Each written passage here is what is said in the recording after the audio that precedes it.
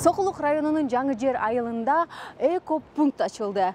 Бул жерге таштандыларды өткөрүп, анын ордуна азык-түлүктөрдү алса болот экен. Жаңы Жер айылындагы орто мектептин окуучулары 2 күндө чогулган таштандыларды бүгүн сорттоп эко-пунктка жөнөштү.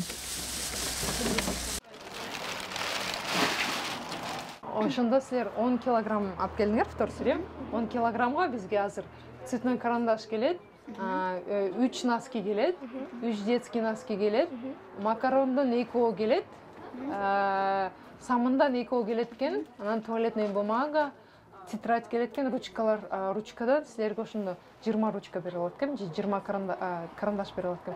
Кайсысын тандайсыңар? Ошондо силерге 10 тетрадь, 10 ручка берейин. Ошондо ровно болот,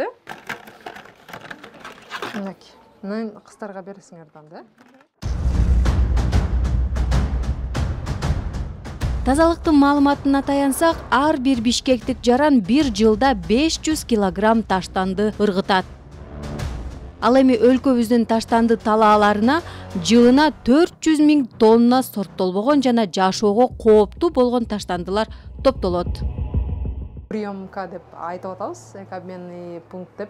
Анан негизи бул жерде биз ушундай жана пластик, шише, айнек, металл деген ушундай таштандыларды алабыз. Бул негизи мусор эмес, бул кайра иштетилүүгө боло турган материалдар, сырьёлор.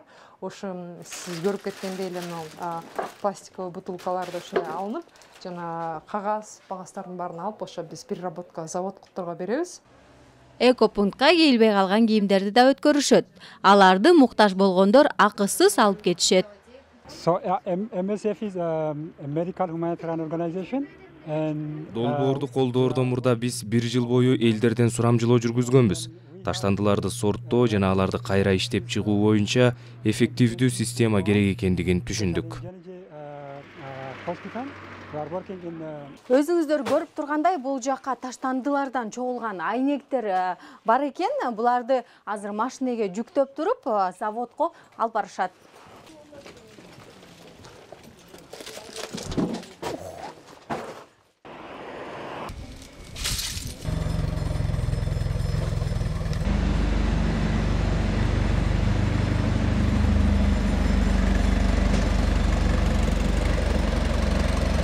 Айнекти биз азырда өткөрүп алдык, таргазга коюп туруп, салмагын көрдүк. Биз болсо айнекти 1 сомдон 7 сомго чейин алабыз да, тазалыгына карата.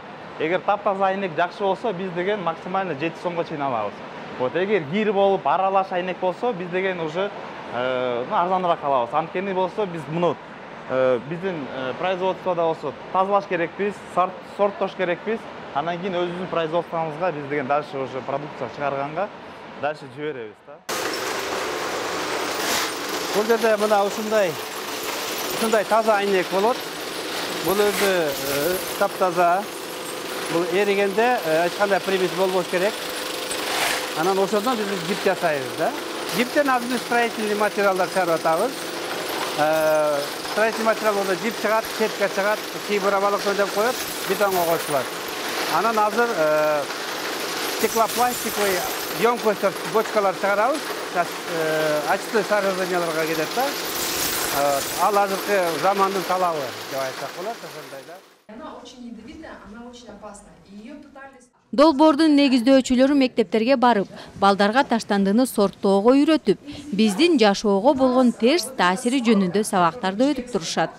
Дүйнөдө мындай эко-пункттар эбак эле пайда болгон. Кыргызстанда дагы тазалыкка болгон мамилебиз кыйла өзгөрөт деген ишеничтебиз. Зинат Бактиярова, Кадыр Султаналиев, Улуттук биринчи канал, Замана студиясы.